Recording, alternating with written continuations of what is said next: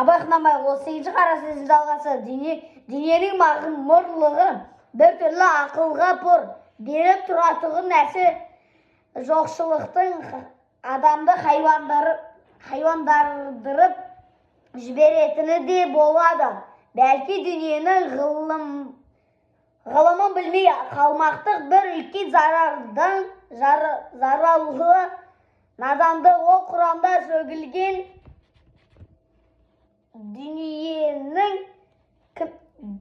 дүниенің де кімде-кім өзіне өзгешелік бермей қашты. Бірлі малға махаббатын аудырғандар.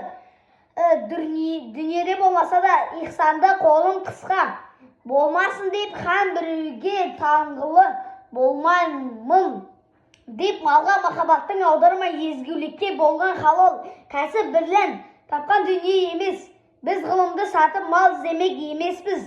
Мал бірлен ғалым кәсіп қылмақпыз. Өнер өзі де мал, өнерде үйренбек өзі де ихсан.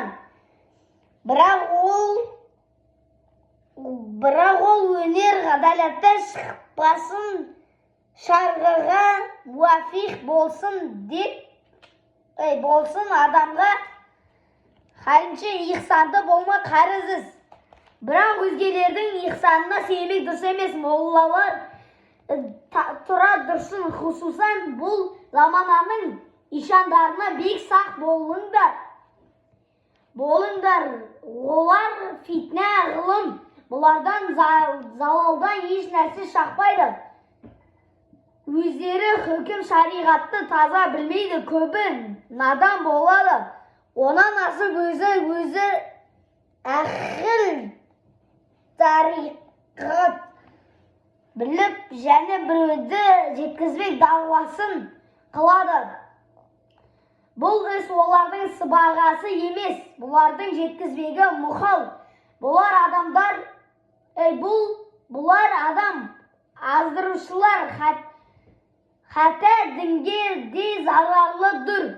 Бұлардың сенгені надандар сөйлегені жалған дәлелдері тасбығы менен шалмалары, онан басқа ештеңе жоқ. Енді білсеңіздер перзентлер, Құдай тағаланың жолы деген ол жол ниһаятсыз болады.